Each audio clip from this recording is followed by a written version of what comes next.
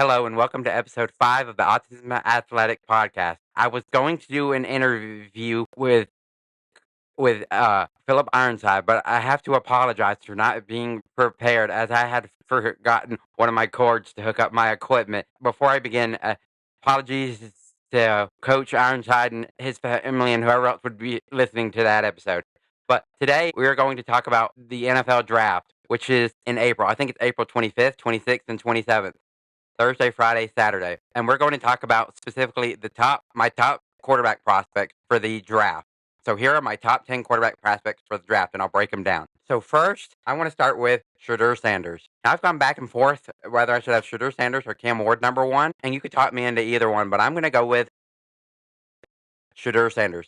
He's got good enough size at 6'2". Some would say that's undersized. That's really kind of average in today's NFL, especially when you look at guys like Drew Brees is only 6 foot, and Bryce Young, who's only like 5'9", 5'10", and Kyler Murray's only like 5'9", 5'10", and Russ Wilson, who's 5'11". But I could go on and on and on. But 6'2" is really not bad. He's got elite accuracy, completing over 70% of his passes this year and completing like 68, 69% last year. He makes good decisions, and he's got very good mechanics, and he's consistent.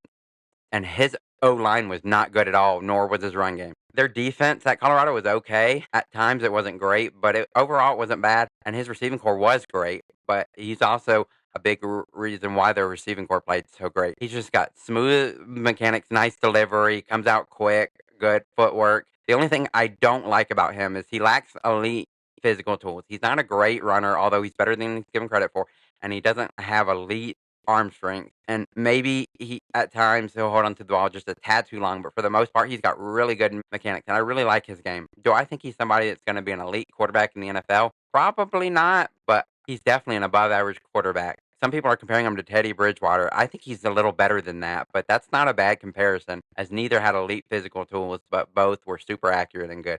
And yes, his picks came up this year, but he still has almost basically a 5-to-1 touchdown to interception ratio in his 2 years at Colorado, and he was up in just about every statistic this year: yards, yards per attempt, passing touchdowns, rushing touchdowns, completion percentage. Team won more games. They went from 4 wins to 9 wins, if I'm not mistaken. So he's who I've got number one. Number two on my list, I've got quarterback Cam Ward from Miami. Now, you could talk me into him being number one, and it would not surprise me if he was a more productive NFL quarterback than Shedeur Sanders. I think his upside is a little better. While I don't think he has elite physical tools, I think he's got very good physical tools. I think his mobility, whether it be taking off and running or especially scrambling, is very, very good. And I think he's got good arm strength, and he is accurate and has good footwork. Now, if you look at his rushing numbers, like they won't like pop off the charts, but they're a whole lot better than Shedeur Sanders and a lot of prospects in this draft.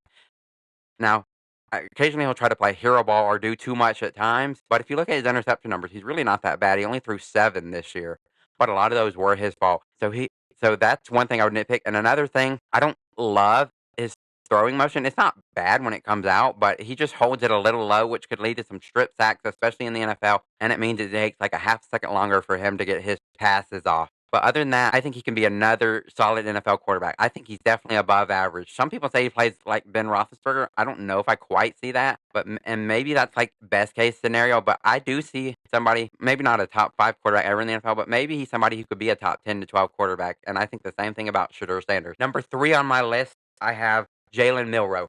Some people do not like Jalen Milroe that much as an NFL prospect, but I am a big fan of Jalen Milroe potential. I know he's got some work to do. His short intermediate accuracy could be better, and he threw a little more picks than you would like, especially considering that Alabama wasn't his team throwing it 35, 40 times.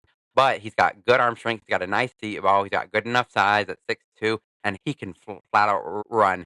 He's not going to be like Lamar Jackson was in college, where he's running for like 1,500 yards, or where he's having multiple 1,000-yard running seasons in the NFL, but he can be somebody that can give you 500 plus running yards in the NFL, and he can be somebody that can have double-digit rushing touchdowns in the NFL, kind of like a Jalen Hurts, where his rushing yards and yards per carry, they'll be solid and they'll be good. Maybe not quite say Lamar Jackson level, but as far as rushing touchdowns go, he could be one of the best. He had like 20 rushing touchdowns this past season and double digits last year. He had some games where he just absolutely took over. Look at the Georgia game, both throwing and running, he took over, and he was good against South Carolina. Now, there were some bad games, like the bowl game he had. The game against Oklahoma, he was not very good, and Vanderbilt. So I get it. He definitely needs to work on his passing, and he definitely needs more consistency. But overall, I think he's got the potential to be good. In the right situation, I think he'll be good. Do I think he'll be a first round pick? Probably not. Maybe mid to late round, but I doubt it. But he could definitely be a second to third round pick. And I think in the right situation, he could develop and turn into a nice quarterback. Let him sit for a year or two. If I had to make a prediction, I think the Rams wouldn't be a bad choice. They did just lock up Matthew Stafford for a few more years, but they could use a backup quarterback given Matthew Stafford's age, and that would be a good person to learn from. Yeah, their playing styles are different, but he needs to work on his throwing, and Matthew Stafford is a good person to learn from.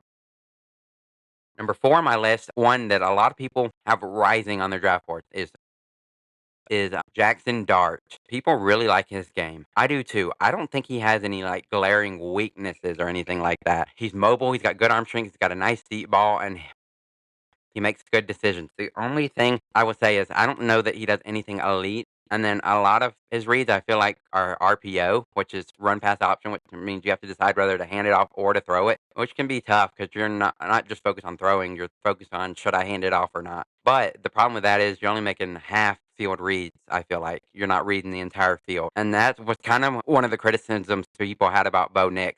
Now, I don't think it's as much of a screen offense as Bo Nix is. I do think they push it on the field a little bit more. So from that perspective, I do think he's a better prospect in some ways, but in other ways not, just because of how insanely productive Bo Nix was and just how much experience he had. But back to Jackson Dart, I think he does several things well, and I think in the right situation he could learn and develop into a good quarterback. I keep saying Rams, and I know there's other situations of older quarterbacks where you can sit and learn from, but Rams would be another good one. Or maybe even the Seahawks. And given how Geno Smith played this last season, if he needs to come in and take over Geno Smith's spot, he could probably be good enough to do that, especially if he sits and learns for several games. May not even have to sit for a full season. I like his game better than Jalen Milroe's right now, but I think the upside is just so good on Jalen Milroe.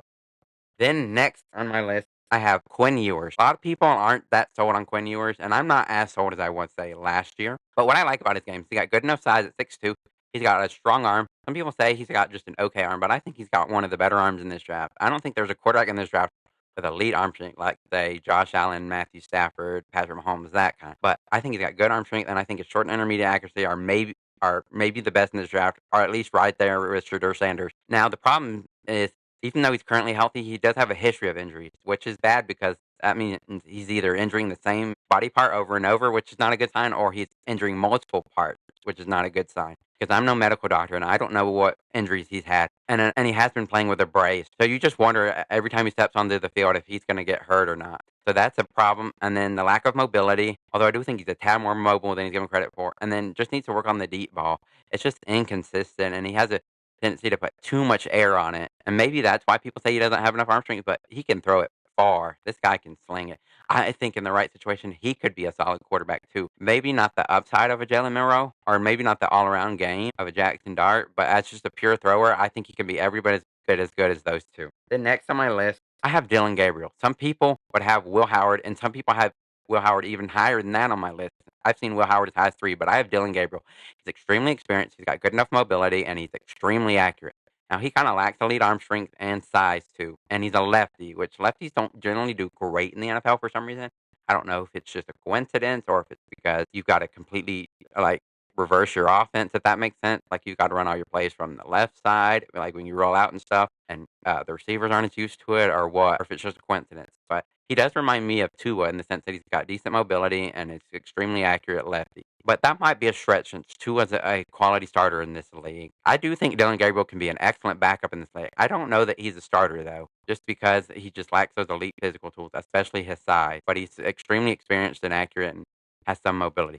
Then next on my list, I have Will Howard, and he is climbing up higher on my list. You could talk me into higher than this. What I like about him is he's extremely accurate, had a high completion percentage on a high yards per attempt too, meaning he was pushing the ball down the field and they were getting a lot of yards every time and they threw it. And he can run too. Maybe he didn't run as much at Ohio State as he did at say Kansas State, but down the stretch in the playoffs, he ran the ball extremely well, especially in that national championship game.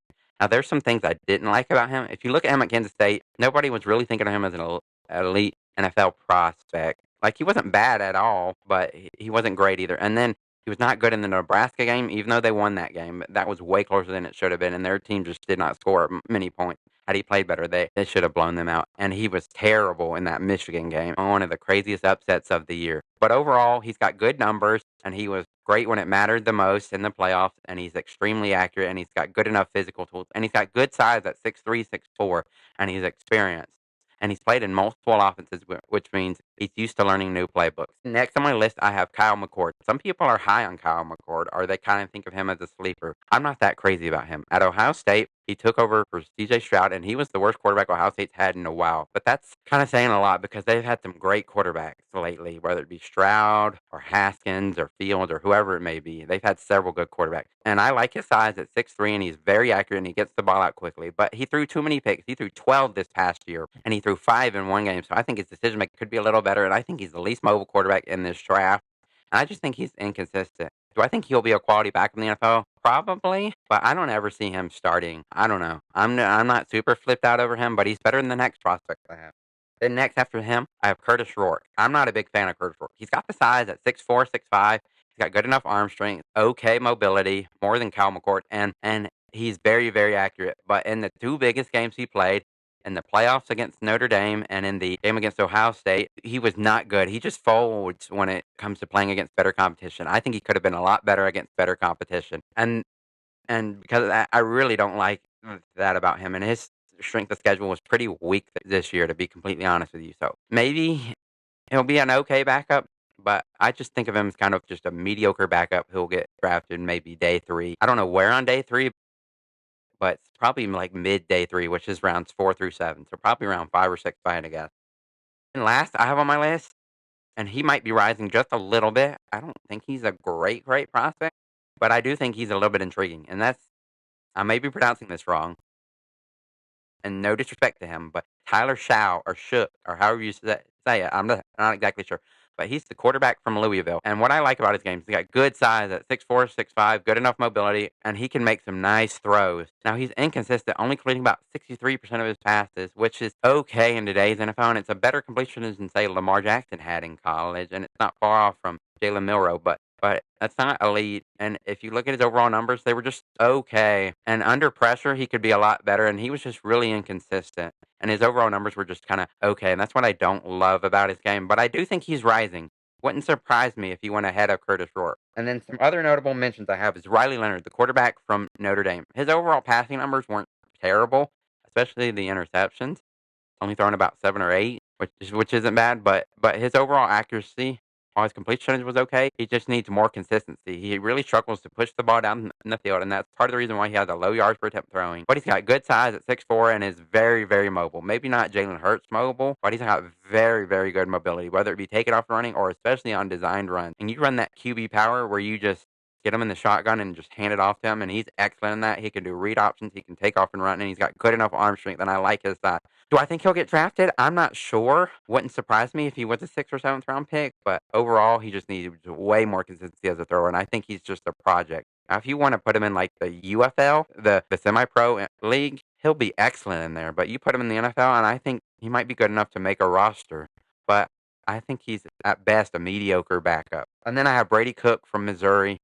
I don't have a ton to say about him overall. He had decent size at 6'2", 6'3", good enough arm strength, and okay mobility. But overall, like statistically, he wasn't as good this year at Missouri, and his numbers weren't as good. And that's why I don't think Luther Burden had quite as good of a year this year. And overall, I think he's kind of another project, too. I just think he needs a lot more consistency. And then last, I have Seth Hannigan from Memphis. I don't have a ton about him either, but he was good. He was very productive in his time at Memphis. If you look at his stats this year, they weren't quite as good, but overall, he's been very productive. He's got solid size, good accuracy, and he's just another underrated prospect. Could be another sleeper to get late in the draft or even pick up as an undrafted free agent. Now, the level of competition playing in the American Athletic Conference wasn't the best. It wasn't the worst, but it definitely could have been better. But overall, those are who I have as my top 10 quarterbacks and 3 other notable ones for the 2025 NFL Draft. Comment with your predictions on where they'll go and what you think, and I won't take offense to anything. I would love to have a good QB debate. And thanks so much for listening, and I hope to have more episodes soon. Thank you.